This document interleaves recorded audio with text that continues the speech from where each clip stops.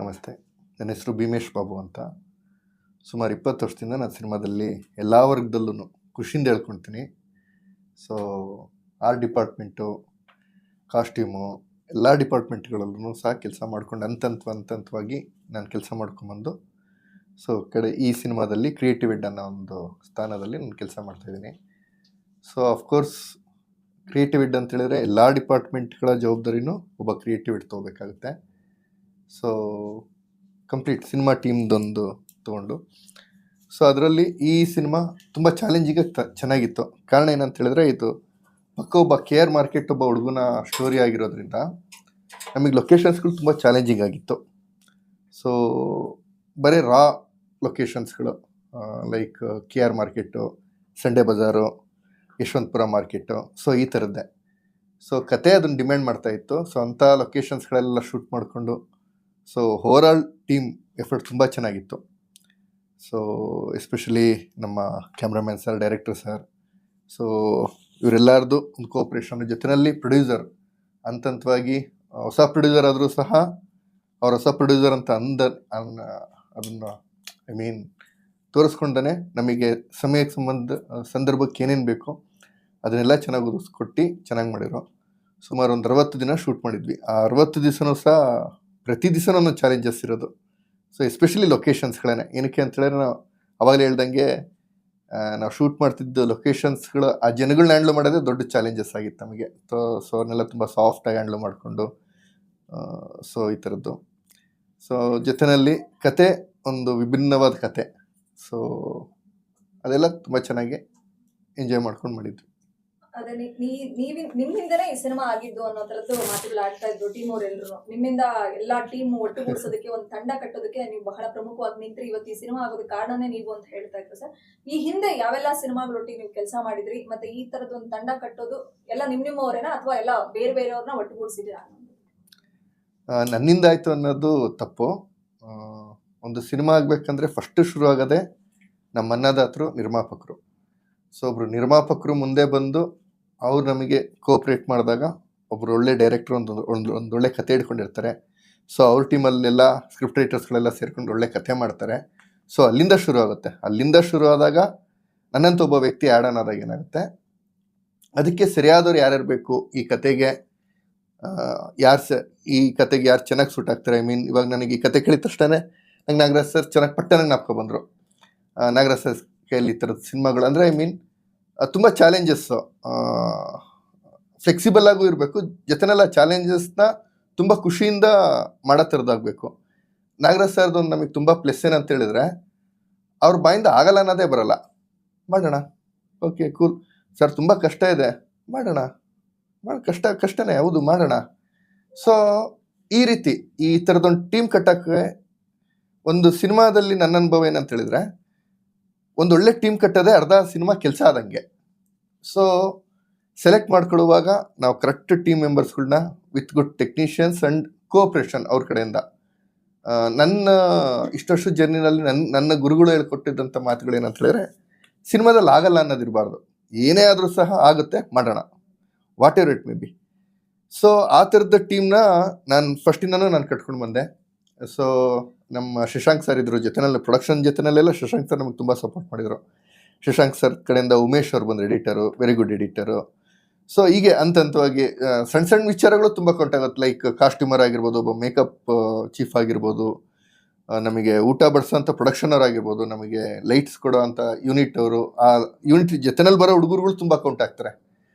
Usually ನಾನೇನು ಮಾಡ್ತೀನಿ ಅಂತ ಹೇಳಿದ್ರೆ, ಒಂದು ಯೂನಿಟ್ನ ಸೆಲೆಕ್ಟ್ ಮಾಡಿಕೊಂಡ್ರೆ ಅಲ್ಲಿರೋ ಹುಡುಗರು ನಾನು ಡಿಮ್ಯಾಂಡ್ ಮಾಡಿ ಕರ್ಕೊಳ್ತೀನಿ. ಇವಾಗ ಈ ಹುಡುಗರು ಇದ್ರೆ ಚೆನ್ನಾಗಿ, ವಿತ್ ಕ್ಯಾಮ್ರಾಮನ್ ಸರ್ ಜೊತೆ ಡಿಸ್ಕಷನ್ ಮಾಡಿಕೊಂಡು, ನಾಗರಾಜ್ ಸರ್ ನಮಗೆ ಈ ಹುಡುಗರು ಬರಲಿ, ಈ ಥರದ್ದು ಹಿಂಗೆ ನಾಗರಾಜ್ ಸರ್ ಯೋಚನೆ ಮಾಡ್ತಾರೆ, ಅವ್ರದ್ದೊಂದು 2-3 ಆ್ಯಡ್ ಆನ್ ಮಾಡಿಕೊಂಡು, ಓಕೆ ಕರೆಕ್ಟ್ ನೀವು ಹೇಳ್ತಿರೋದು ಇದಿರಲಿ ಮಿಕ್ಸಪ್ಪು, ಓಕೆ ಡನ್. ಈ ರೀತಿ ಇವೆಲ್ಲ ಬಿಹೈಂಡ್ ದ ಸ್ಕ್ರೀನ್ಸ್ ತುಂಬ ನಮ್ಮದು ಡಿಸ್ಕಷನ್ಸ್ಗಳು, ಇವೆಲ್ಲ ತುಂಬ ಚರ್ಚೆಗಳು ನಡೀತಾ ಇರುತ್ತೆ. ಹಂಗೆ ಹೋಗ್ತಾ ಇರುತ್ತೆ. ಇದ್ರ ಪ್ರೀವಿಯಸ್ ಸಿನಿಮಾ ನಾನು ವಿಕ್ರಾಂತ್ ಋಣ, ನಾನು ಎಕ್ಸಿಕ್ಯೂಟಿವ್ ಪ್ರೊಡ್ಯೂಸರಾಗಿ ವರ್ಕ್ ಮಾಡಿದ್ದೆ ನಾನು. ಅದ್ರ ಪ್ರೀವಿಯಸ್ಸು ಅಂಬಿನಿಂಗ್ ವಯಸ್ಸಾಯಿತು, ವಿಂಡೋ ಸೀಟು. ನನಗೆ ಗಾಡ್ ಫಾದರ್ ಬಂದು ನಾನು ರಾಮು ಸರ್ ಹತ್ರ ಒಂದು 5 ಇಯರ್ಸ್ ನಾನು ಅವ್ರ ಜೊತೆಯಲ್ಲಿ ಕ್ಯಾಶಿಯರ್, ಅವ್ರ ಕಂಪ್ನಿನಲ್ಲಿ ಕ್ಯಾಶಿಯರಾಗಿ ಕೆಲಸ ಮಾಡ್ಕೊಂಡು ಬರ್ತಾಯಿದ್ದೆ. ಎಸ್, ಮಾಲಾಶ್ರೀ ಮೇಡಮ್ ಅವರು ಹಸ್ಬೆಂಡ್ ಅವ್ರಿಗಿಲ್ಲ.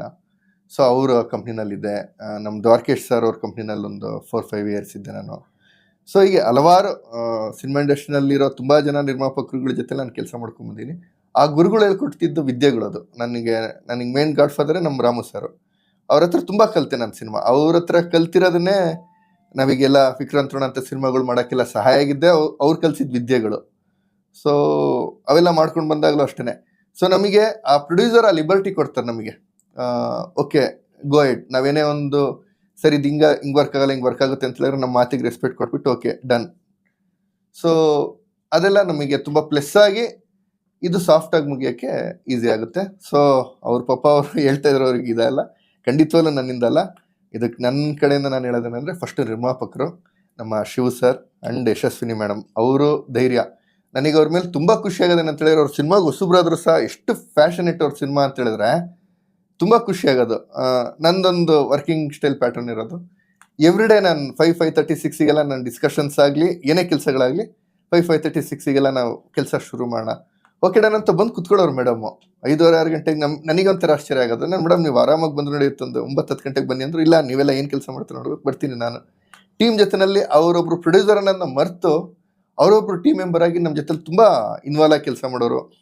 ಆಮೇಲೆ ಏನಾದರೂ ಒಂದು ಹೇಳಿದರೆ ಇಮಿಡಿಯೇಟ್ ಅವ್ರು ಅದನ್ನು ಕ್ಯಾಚ್ ಮಾಡ್ಕೊಳ್ಳೋರು. ಇಲ್ಲ ನೀವು ಹೇಳ್ತಿರೋದು ಕರೆಕ್ಟು, ಇದನ್ನು ಇದು ಮಾಡೋಣ ಅಂತ.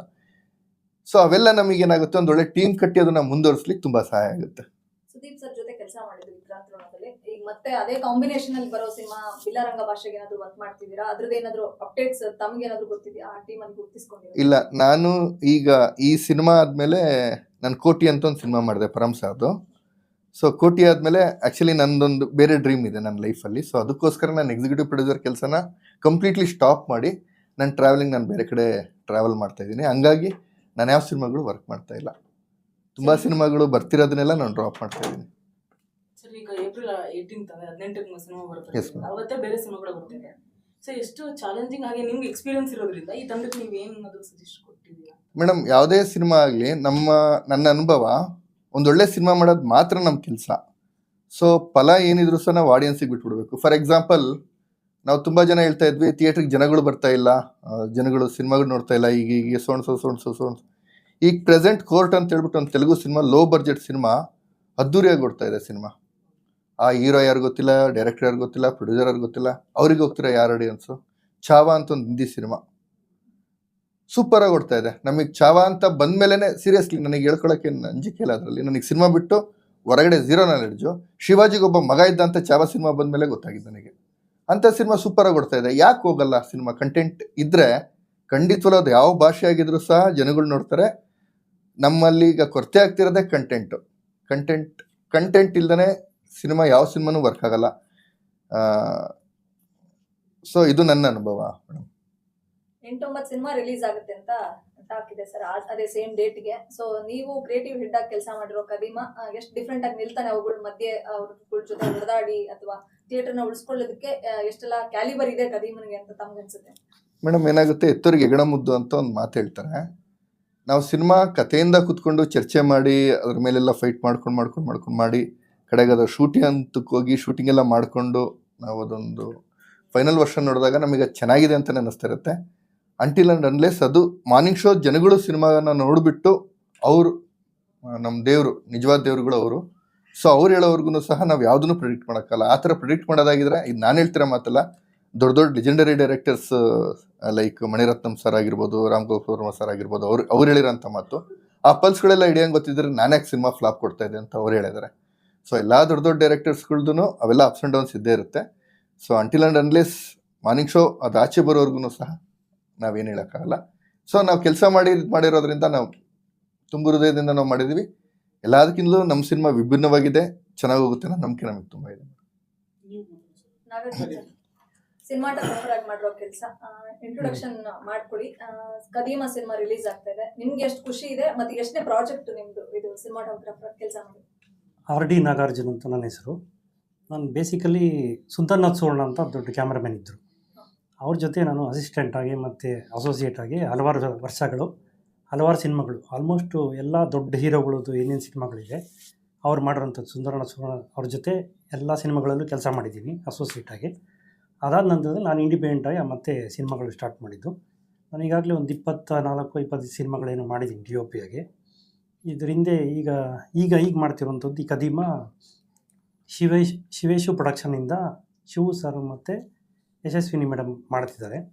ಒಂದು ದಿನ ನನಗೆ ಇದ್ದಕ್ಕಿದ್ದಂಗೆ ಸಡನ್ಲಿ ಬಾಬು ಸರ್ ಕಾಲ್ ಮಾಡಿದ್ರು, ಈ ಥರ ಒಂದು ಸಿನಿಮಾ ಆಲ್ರೆಡಿ ಯಾವುದೋ ಒಂದು ಟೀಮ್ ಮಾಡೋದಕ್ಕೆ ಅಂತ ಟ್ರೈ ಮಾಡಿದ್ದಾರೆ, ಒಂದಷ್ಟು ಕೆಲಸಗಳು ನಡೆದಿದೆ, ಬಟ್ ಅದ್ಯಾವುದೂ ಕೂಡ ತುಂಬ ಸ್ಯಾಟಿಸ್ಫ್ಯಾಕ್ಷನ್ ಇಲ್ಲ ಮತ್ತು ಚೆನ್ನಾಗಿ ಬರ್ತಾಯಿಲ್ಲ. ಸೊ ಹಾಗಾಗಿ ನಾವೆಲ್ಲ ಸೇರಿಕೊಂಡು, ನೀವು ಬಂದರೆ ನಾವೆಲ್ಲ ಸೇರಿಕೊಂಡು ಒಂದು ಒಳ್ಳೆ ಸಿನಿಮಾ ಮಾಡೋಣ ಅಂತ ಕರೆದ್ರು. ಇಮಿಡಿಯೇಟ್ ಬಂದಮೇಲೆ ಮತ್ತು ಕತೆ ಎಲ್ಲ ರೀಡಿಂಗ್ ಕೊಟ್ಟರು ಡೈರೆಕ್ಟ್ರು, ಮತ್ತು ಮೇಡಮ್ ಪ್ರೊಡ್ಯೂಸರ್ ಕೂಡ ಮಾತುಕತೆ ಆಡಿದ್ರು. ಅವ್ರ ಜೊತೆ ಮಾತುಕತೆ ಆಡಿ, ಬಾಬು ಸರ್ ಎಲ್ಲ ಮಾತುಕತೆ ಆಡಿ, ಆಮೇಲೆ ಇಂಥ ಕಂಟೆಂಟ್ ಬಂದು ಆ್ಯಕ್ಚುಲಿ ಏನಂದರೆ ಈ ಸಿಟಿ ಮಾರ್ಕೆಟ್ ಸಬ್ಜೆಕ್ಟ್. ಆ ಸಿಟಿ ಮಾರ್ಕೆಟಲ್ಲಿ ಮಾಡಬೇಕಾ ಅಥವಾ ಸೆಟ್ ಹಾಕಬೇಕಾ ಅನ್ನೋದೊಂದು ಗೊಂದಲ ಫಸ್ಟು ಸ್ಟಾರ್ಟಿಂಗ್ ಬಂತು. ಆಮೇಲೆಲ್ಲ ಮಾತಾಡಿ ಯೋಚನೆ ಮಾಡಿದ್ವಿ, ನಮಗೆ ಸೆಟ್ ಹಾಕೋದಕ್ಕಿಂತ ಒರಿಜಿನಲ್ ಲೈವ್ ಅಲ್ಲೇ ಸಿಟಿ ಮಾರ್ಕೆಟಲ್ಲೇ ಮಾಡಿದ್ರೆ ತುಂಬ ಚೆನ್ನಾಗಿರುತ್ತೆ ಅಂತ ಅದ್ರ ಬಗ್ಗೆ ಚರ್ಚೆ ಆಯಿತು. ಮತ್ತು ಹೋಗಿ ಒಂದು 3-4 ಸಲ ಹೋಗಿ ಸಿಟಿ ಮಾರ್ಕೆಟಲ್ಲೆಲ್ಲ ನೋಡಿ, ಫ್ಲವರ್ ಮಾರ್ಕೆಟು, ಸಂಡೇ ಬಜಾರ್ ಎಲ್ಲ ರಿಕ್ಕಿ ಮಾಡಿದ್ವಿ. ಮಾಡಿದ ನಂತರದಲ್ಲಿ ಆಮೇಲೆ ತುಂಬ ಕಷ್ಟವೂ ಇರುತ್ತೆ, ಬಟ್ ಚೆನ್ನಾಗೂ ಮಾಡಬೇಕಾಗತ್ತೆ, ಯೋಚನೆ ಮಾಡಿ ಅಂತೆಲ್ಲ ಡಿಸೈಡ್ ಆಯಿತು. ಅಲ್ಲೇ ಮಾಡೋಣ, ಎಷ್ಟೇ ಕಷ್ಟ ಆದರೂ ಪರವಾಗಿಲ್ಲ, ಅಲ್ಲೇ ಮಾಡೋಣ, ಎಲ್ಲ ಜನಗಳನ್ನೆಲ್ಲ ಅವಾಯ್ಡ್ ಮಾಡಿ ಎಲ್ರಿಗೂ ಸಮಾಧಾನ ಉತ್ತರಗಳು ಕೊಟ್ಟು ಮಾಡೋಣ ಅಂತ ಡಿಸೈಡ್ ಮಾಡಿದ್ವಿ. ಅದಾದ ನಂತರದಲ್ಲಿ ಹೋಗಿ ಸಿಟಿ ಮಾರ್ಕೆಟಲ್ಲೇ, ಅಲ್ಲಿ ಮಾರ್ಕೆಟ್ ರೆಡ್ ಕಲರ್ ಒಂದು ಬಿಲ್ಡಿಂಗ್ ಇದೆ, ಅದ್ರ ಮೇಲ್ಗಡೆನೇ ಒಂದು ರೂಮ್ ಇತ್ತು, ಅಲ್ಲೇ ಹೀರೋದು ಸೆಟ್, ಅವ್ರದ್ದೇ ಮನೆಯ ಅಲ್ಲೇ ಒಂದು ಸೆಟ್ ಕ್ರಿಯೇಟ್ ಮಾಡಿಕೊಟ್ರು. ಅದಾದ ನಂತರದಲ್ಲಿ ನಾವೀಗ ಅದನ್ನು ಮಾಡ್ತಿದ್ದಂಗೆ ನಾವು ಫ್ಲವರ್ ಮಾರ್ಕೆಟಲ್ಲಿ ಶೂಟಿಂಗ್ ಮಾಡಬೇಕು ಅಂತ ಹೇಳ್ತೀವಿ. ಅವಾಗ ಬಾಬು ಸರ್ ಹತ್ರ ಹೇಳ್ತೀವಿ, ಸರ್ ಅಲ್ಲಿ ಶೂಟಿಂಗ್ ಮಾಡ್ಬೇಕು ನಾವು ಅಂತಂದರೆ, ಅಲ್ಲಿ ತುಂಬ ಕ್ರೌಡ್ ಇರುತ್ತೆ, ಜನ ಇರ್ತಾರೆ, ನೋಡಿ ಅದು ನೀವೇ ಡಿಸೈಡ್ ಮಾಡಬೇಕು ಅಂತಂದ ತಕ್ಷಣ ಆಯಿತು ಅಂತಂದ್ಬಿಟ್ಟು, ಅದೇನೇ ಸಮಸ್ಯೆ ಇದ್ದರೂ ಅದನ್ನು ಪರಿಹಾರ ಮಾಡಿಬಿಟ್ಟು ನಮ್ಗೆ ಅವಕಾಶ ಮಾಡಿಕೊಟ್ಬಿಡೋರು. ನಾವು ಹೋಗಿ ಶೂಟಿಂಗ್ ಮಾಡ್ಕೊಂಬರ್ತಿದ್ವಿ. ಅದೇ ಥರ ತರಕಾರಿ ಮಾರ್ಕೆಟ್ ಇರ್ಬೋದು, ಅಲ್ಲೂ ಸಿಕ್ಕಾಪಟ್ಟೆ ಕ್ರೌಡ್ ಇರುತ್ತೆ, ಅಲ್ಲೂ ಕೂಡ ಅಲ್ಲಿ ಮಾಡ್ಬೇಕು ಸರ್ ಅಂತ ಕೇಳಿದ್ದಕ್ಕೆ ಅದಕ್ಕೂ ವ್ಯವಸ್ಥೆ ಮಾಡಿಕೊಟ್ರು. ಯಾವ್ದು ಕೇಳಿದ್ರು ಕೂಡ ಸಂಡೇ ಬಜಾರಲ್ಲಂತೂ ಸಿಕ್ಕಾಪಟ್ಟೆ ಹೆವಿ ಕ್ರೌಡ್ ಇರುತ್ತೆ, ಅಲ್ಲಿ ಶೂಟ್ ಮಾಡಲೇಬೇಕು ಅಂತ ಡಿಸೈಡ್ ಮಾಡಿ ಹೇಳಿದ್ದಕ್ಕೆ ಅದನ್ನು ಕೂಡ ವ್ಯವಸ್ಥೆ ಮಾಡಿಕೊಟ್ರು. ಯಾವುದನ್ನು ಆಗಲ್ಲ ಅಂತಂದ್ಬಿಟ್ಟು ಹೇಳಿಲ್ಲ, ನಾವು ಕೇಳಿದ್ದನ್ನೆಲ್ಲ ಮಾಡಿಕೊಟ್ಟಿದ್ದಾರೆ. ಬಟ್ ಯಾವುದಕ್ಕೂ ಸೆಟ್ ಅಂತ ಹಾಕೋಕ್ಕೆ ಹೋಗಲಿಲ್ಲ.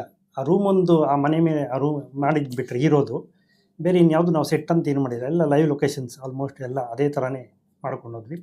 ಅದಕ್ಕೆ ಪೂರ್ವಕವಾಗಿ ಇವರು ಪ್ರೊಡ್ಯೂಸರ್ ಇದ್ದಾರಲ್ಲ, ಯಶಸ್ವಿ ಮೇಡಮ್ ಇರ್ಬೋದು ಅಥವಾ ಶಿವ ಸರ್ ಇರ್ಬೋದು, ಅದಕ್ಕೆ ಏನು ಬೇಕೋ ಅದು ಎಲ್ಲ ವ್ಯವಸ್ಥೆಗಳು, ಈ ಸಿನಿಮಾ ಕಂಟೆಂಟಿಗೆ ಏನು ಬೇಕೋ ಅದಕ್ಕೆ ತಕ್ಕಂತೆ ಒಂದು ಎಕ್ವಿಪ್ಮೆಂಟ್ಸ್ ಏನು ರಿಕ್ವೈರ್ಮೆಂಟ್ ಇದೆ ಅದನ್ನೆಲ್ಲ ಸಂಪೂರ್ಣವಾಗಿ ಕೊಡ್ತಾ ಹೋದರು. ಅವ್ರದ್ದು ಮೊದಲನೇ ಸಿನಿಮಾ ಆದರೂ ಕೂಡ ತುಂಬ ಅಚ್ಚುಕಟ್ಟಾಗಿ ಸಿನಿಮಾ ಮಾಡಿದ್ದಾರೆ. ಅದ್ರ ಜೊತೆಗೆ ಡೈರೆಕ್ಟ್ರು ಕೂಡ ಪ್ರದೀಪ್ ಸರ್ ಕೂಡ ಅವ್ರದ್ದು ಮೊದಲನೇ ಸಿನಿಮಾ, ಅವರು ಕೂಡ ಆ ಮೊದಲನೇ ಸಿನಿಮಾ ಆದರೂ ಸಹ ಅವರೇನು ಮೊದಲನೇ ಸಿನಿಮಾ ಅಂತ ಅಂದ್ಬಿಟ್ಟು ಹಿಂಜರಿಕೆ ಇದ್ದು ಆ ಥರ ಏನು ಮಾಡಲಿಲ್ಲ, ಅನುಭವ ಇರೋ ಥರನೇ ನಿರ್ದೇಶನ ಮಾಡಿದ್ದಾರೆ, ಚೆನ್ನಾಗಿ ಬಂದಿದೆ. ಅದಂತ ಮ್ಯೂಸಿಕ್ ಬಗ್ಗೆ ಇನ್ನು ಕೇಳಿದ್ದೀರ ನೀವು, ಸಾಂಗ್ಸ್ ಎಲ್ಲ ನೋಡಿದ್ರಿ ಮತ್ತು ಬ್ಯಾಕ್ಗ್ರೌಂಡ್ ಮ್ಯೂಸಿಕ್ ನೋಡಿದ್ರಿ, ತುಂಬ ಚೆನ್ನಾಗಿ ಮಾಡಿದ್ರು ಶಶಾಂಕ್ ಸರು, ವಂಡರ್ಫುಲ್ ಮ್ಯೂಸಿಕ್ಕು, ಈ ಸತಿ ಸೂಪರ್ ಹಿಟ್ ಆಗುತ್ತದು. ಅದಂತರ ನಾವು ಏನೇ ಶೂಟ್ ಮಾಡಿದರೂ ಸಹ ನಮ್ಮದು ಏನೋ ಸಣ್ಣ ಪುಟ್ಟ ಲೋಪದೋಷಗಳಿರುತ್ತೆ ಶೂಟಿಂಗ್ ಮಾಡೋಂಥ ಸಂದರ್ಭದಲ್ಲಿ, ಅದನ್ನೆಲ್ಲ ನೀಟಾಗಿ ಪರ್ಫೆಕ್ಟಾಗಿ ಕಟ್ ಮಾಡಿ Umesh sir editing wonderful editing ಮಾಡಿದ್ದಾರೆ. ಇದೆಲ್ಲರ ಜೊತೆಗೆ ನಮಗೆ ಇಂಪಾರ್ಟೆಂಟ್ ಏನಂತಂದರೆ, ನಾವೀಗ ಮಾರ್ಕೆಟಲ್ಲಿ ಕೂಡ ಲೈಟ್ ಹಾಕಿ ಕೂಡ ಮಾಡಬೇಕು, ವಿತೌಟ್ ಲೈಟು ಮಾಡಬೇಕು, ಆ ಥರ ಸಂದರ್ಭಗಳೆಲ್ಲ ಇತ್ತು. ಅಲ್ಲಿಗೆ ಯೂನಿಟ್ ಹುಡುಗರು ಎಲ್ಲ ತುಂಬ ಸಪೋರ್ಟ್ ಮಾಡಿ ಅಲ್ಲಿಗೆಲ್ಲ ತೊಗೊಂಡೋಗಿ ಲೈಟ್ಗಳೆಲ್ಲ ಒಳಗಡೆ ತೊಗೊಂಡೋಗಿ ಹಾಕಿ ಕೊಟ್ಟು ಅದೆಲ್ಲ ವ್ಯವಸ್ಥೆ ಮಾಡಿದ್ರು. ನನ್ನ ಜೊತೆ ನನ್ನ ಅಸೋಸಿಯೇಟ್ ಆಗಿ ರುದ್ರ, ನಮ್ಮ ಸ್ಟೂಡೆಂಟ್ಸ್ ಎಲ್ಲ ತುಂಬ ಚೆನ್ನಾಗಿ ಕೆಲಸ ಮಾಡಿದ್ರು. ಸರ್, ಈ ಹಿಂದೆ ಇದೆಲ್ಲವೂ ದೊಡ್ಡ ಸಿನಿಮಾ ಅಂತ ಯಾವ್ದಾದ್ರು ಅಂದ್ರೆ ಸಣ್ಣದು ದೊಡ್ಡದು ಸಿನಿಮಾ ಇರಲ್ಲ, ಅಥವಾ ಯಾವ್ದಾದ್ರು ಸ್ಟಾರ್ಗಳ ಜೊತೆ ವರ್ಕ್ ಮಾಡಿದ್ದೀರಾ ಅಥವಾ ಹೇಗೆ? ಈಗ ರೀಸೆಂಟ್ ರಿಲೀಸ್ ಆಗಿದ್ದು ಅಂದರೆ ಪ್ರೇಮ್ ಅವ್ರದ್ದು ಅಪ್ಪ ಐ ಲವ್ ಯು, ಓಕೆ ಅದರಿಂದ ವಿಜಯ ರಾಘವೇಂದ್ರ ಅವ್ರದ್ದು ಸಾವಿತ್ರಿ, ಅದರಿಂದ ಬೇರೆ ಬೇರೆ ಇನ್ನೂ ಒಂದಷ್ಟು ಸಿನಿಮಾಗಳು. ಓಕೆ, ಅದೇ ಹೀರೋ ಹೊಸಬ ಆದ್ರೂ ಕೂಡ ಹೊಸಬ ಅಲ್ಲ ತರ ಅನ್ನೋ ತರ ಕಾಣಿಸ್ತಾ ಇದ್ರು ಅಂತ. ಫೈಟ್ಸ್ ಆಗ್ಲಿ ಅಥವಾ ರಿಸ್ಕಿ ಸ್ಟಂಟ್ಸ್ ಆಗ್ಲಿ, ನಿಮ್ ತುಂಬಾ ರಿಸ್ಕ್ ತಗೊಂಡು ಮಾಡಿದ ಯಾವ್ದಾದ್ರು ಶಾರ್ಟ್ಸ್ ಗಳು ಇದೆಯಾ, ಅಥವಾ ಹೀರೋ ಪೆಟ್ ಮಾಡ್ಕೊಂಡಿದ್ದು ಯಾವ್ದಾದ್ರು ಶೂಟಿಂಗ್ ಡ್ರಾಪ್ ಖಂಡಿತ. ಮಾಡಿದ್ದು ಆಡಿ ಆ ಥರದ್ದು ಏನಾದ್ರು ಡ್ರಾಪ್ ಮಾಡಿದ್ದು ಅಂತಿಲ್ಲ. ಆ್ಯಕ್ಚುಲಿ ಫಸ್ಟು ಹೀರೋನ ಇಂಟ್ರೊಡ್ಯೂಸ್ ಮಾಡಿಸಿದ್ರು ಬಾಬು ಸರು. ನಾನು ಹೀರೋ ನೋಡ್ಬಿಟ್ಟು ಇವ್ರು ಮಾಡ್ತಾರಾ ಅನ್ನೋ ಥರ ಕ್ವಶನ್ ಮಾರ್ಕ್ ಆಗಿತ್ತು ಆ್ಯಕ್ಚುಲಾಗಿ ನನಗೆ. ಬಟ್ ಅವರು ಅದೇ ಥರನೇ ಸುಮ್ಮನೆ ತರಲೆ ಮಾಡಿಕೊಂಡು ಅದೇ ಥರನೇ ಇರ್ತಾಯಿದ್ರು. ಬಟ್ ಆನ್ ಸ್ಕ್ರೀನ್ ಅಂದರೆ ಶೂಟಿಂಗ್ ಸ್ಪಾಟಿಗೆ ಬಂದಾಗ ಮಾತ್ರ ಕ್ಯಾಮ್ರಾ ಮುಂದೆ ಬಂದಿದ ತಕ್ಷಣ ತುಂಬ ಸೀರಿಯಸ್ ಆಗಿ ವಂಡರ್ಫುಲ್ಲಾಗಿ ಆ್ಯಕ್ಟಿಂಗ್ ಇರ್ಬೋದು ಅಥವಾ ಆ್ಯಕ್ಷನ್ ಸೀಕ್ವೆನ್ಸ್ ಇರೋದು ಮಾಡಿದ್ರು. ಆ್ಯಕ್ಷನ್ ಸೀಕ್ವೆನ್ಸಲ್ಲಿ ನಾವು ಇದರಲ್ಲಿ ನೆಲಮಂಗಲ ಹತ್ರ ಒಂದು ಟ್ರಕ್ಸ್ ಮೇಲೆ ಒಂದು ರೈನ್ ಎಫೆಕ್ಟಲ್ಲಿ ಒಂದು ಆ್ಯಕ್ಷನ್ ಸೀಕ್ವೆನ್ಸ್ ಇದೆ, ಮಾಸ್ಮಾಧು ಸರ್ ಮಾಡಿದ್ರು. ಅದು ತುಂಬ ಟಫ್ ಜಾಬ್ ಆ್ಯಕ್ಚುಲಿ. ಯಾಕೆಂದರೆ ಟ್ರಕ್ ಅಂತಂದರೆ ಫುಲ್ ಬಾಕ್ಸ್ ಟೈಪ್ ತುಂಬ ದೊಡ್ಡದು ಟ್ರಕ್ ಇರುತ್ತಲ್ಲ, ಅದ್ರ ಮೇಲ್ಗಡೆ ಫೈಟ್ ಮಾಡಬೇಕು ವಿತ್ ರೈನ್ ಎಫೆಕ್ಟು. ಡಿಸೆಂಬರ್ ಟೈಮಲ್ಲಿ ನೈಟ್ ಎಫೆಕ್ಟು, ರೈನ್ ಎಫೆಕ್ಟು, ಚಳಿ, ಆ ಜೊತೆಗೆ ಟ್ರಕ್ ಮೇಲ್ಗಡೆ ಯಾವುದು ಸಪೋರ್ಟ್ಸ್ ಇಲ್ಲ, ಮೇಲ್ಗಡೆ ಟಾಪ್ ಮೇಲೆ ಫುಲ್ ಇರುತ್ತೆ. ಮಳೆ ಬಿದ್ದರೆ ಆಟೋಮೆಟಿಕಲಿ ಸ್ಕಿಡ್ ಆಗೋದು ಆ ಥರ ಚಾನ್ಸಸ್ ಎಲ್ಲ ಇರುತ್ತೆ. ಅಂಥದ್ರಲ್ಲೇ ಕ್ಯಾಮ್ರಾಗಳೆಲ್ಲ ಇಟ್ಕೊಂಡು ಇವ್ರುಗಳು ಆ್ಯಕ್ಷನ್ ಸೀಕ್ವೆನ್ಸ್ಗಳಲ್ಲಿ ಪಾರ್ಟಿಸಿಪೇಟ್ ಮಾಡಿ ಕೆಲವೊಂದು ಕಡೆ ಅವ್ರ ಕೆಳಗಡೆ ಮೇಲಿಂದ ಬೀಳುವಂಥ ಸಂದರ್ಭಗಳೆಲ್ಲ ಬಂದ್ಬಿಡ್ತು. ಅದರಲ್ಲೂ ಕೂಡ ಬಚಾವಾಗಿ ಉಳ್ಕೊಂಡ್ರು, ಏನು ತೊಂದರೆ ಆಗಲಿಲ್ಲ, ಕೆಳಗಡೆ ಬೀಳಲಿಲ್ಲ ಕೂಡ. ಎಡ್ಜಲ್ಲಿ ಹೋಗಿ ಹಂಗೆ ಕುತ್ಕೊಂಡು ಹಿಡ್ಕೊಂಡು ಆ ಥರದ ಸಂದರ್ಭಗಳು ಬಂತು. ಅಲ್ಲಿ ತುಂಬ ಕಷ್ಟಪಟ್ಟು ಮಾಡಿದ್ರು ಅದನ್ನು. ಆಮೇಲೆ ಇಷ್ಟೊಂದು ಕಷ್ಟಪಟ್ಟು ಮಾಡ್ತಾರೆ ಅಂತ ನಾವು ಅಂದ್ಕೊಂಡಿರಲಿಲ್ಲ. ಆ್ಯಕ್ಚುಲಿ ವಂಡರ್ಫುಲ್ ಆ್ಯಕ್ಷನ್ ಮಾಡಿದ್ದಾರೆ ಅವ್ರು. ಯಾವುದು ಎಲ್ಲೂ ಟ್ರೈನಿಂಗಿಗೆ ಅಂತ ಎಲ್ಲೂ ಹೋಗದೆ ಅಲ್ಲಿ ಏನು ಹೇಳ್ಕೊಡ್ತಾರೆ ಮಾಸ್ಟ್ರು ಅದ್ರ ಮುಖಾಂತರ ಕಲ್ತ್ಕೊಂಡು ಅಲ್ಲೇ ವಂಡರ್ಫುಲ್ಲಾಗಿ ಮಾಡಿದ್ರು. ಅದಾದಮೇಲೆ ವಿಕ್ರಮ್ ಅವ್ರದ್ದೊಂದು ಈ ಸ್ಟುಡಿಯೋದಲ್ಲಿ ಮಾಡಿದ್ವಿ ಸೆಟ್ಟಲ್ಲಿ, ಅದು ಅಷ್ಟೇ ವಂಡರ್ಫುಲ್ ಆ್ಯಕ್ಷನ್ ಸೀಕ್ವೆನ್ಸ್. ಅದು ತುಂಬ ಡಿಫ್ರೆಂಟಾಗಿ ಮಾಡಿದ್ದಾರೆ. ಅದು ಇರ್ಬೋದು ಅಥವಾ ಟ್ರಕ್ ಫೈಟ್ ಇರ್ಬೋದು, ಎಲ್ಲವನ್ನೂ ಬೇರೆ ಬೇರೆ ಥರ ಜಾನರಲ್ಲಿ ಒಂಥರ ಫೈಟ್ ವಂಡರ್ಫುಲ್ಲಾಗಿ ಮಾಡಿದ್ದಾರೆ. ಸಾಂಗ್ ಸೀಕ್ವೆನ್ಸಲ್ಲಿ ಕೂಡ ನಾವು ಕೇರಳದಲ್ಲಿ ಕೂಡ ಒಂದು ಸಾಂಗ್ ಶೂಟ್ ಮಾಡಿದ್ದೀವಿ, ಅದು ತೋರಿಸಿಲ್ಲ ನಿಮಗಿನ್ನ. ಮತ್ತು ಮುಂದಿನ ಸಿನಿಮಾದಲ್ಲೇ ಬರುತ್ತಲ್ಲ ಅವಾಗಲೇ ನೋಡಬೇಕಾಗುತ್ತೆ ಅನಿಸುತ್ತೆ. ಅದು ಕಲರ್ ಟೋನ್ ಅಂತಂದರೆ ನಾವೀಗ ಇದು ಆ್ಯಕ್ಷನ್ ಸೀಕ್ವೆನ್ಸ್ ಆಗಿರೋದ್ರಿಂದ ಮತ್ತು ಮಾರ್ಕೆಟು ಆ ಥರ ಇರೋದ್ರಿಂದ ಟೋಟಲಿ ನಾವು ವಾಮ್ ಆ ಥರ ಟೋನ್ ಬೇಕು ಅಂತ ಅಂದ್ಬಿಟ್ಟು ಆ ಥರ ಮಾಡ್ಕೊಂಡ್ವಿ. ಬೇರೆ ಬೇರೆ ಟೋನ್ ಮಾಡಿ ಚೆಕ್ ಮಾಡಿದ್ವಿ, ಬಟ್ ಅದಕ್ಕೆ ಸೂಟಬಲ್ ಅನಿಸ್ಲಿಲ್ಲ. ವಾಮೇ ಬೆಸ್ಟ್ ಅಂತ ಅನ್ನಿಸ್ತು. ಸೊ ಹಾಗಾಗಿ ಅದನ್ನೇ ವಾಮ್ ಟೋನ್ನೇ ಕ್ಯಾರಿ ಮಾಡ್ತಾ ಹೋಗೋಣ ಅಂತ ಅದನ್ನೇ ಮಾಡ್ತಾ ಹೋದ್ವಿ.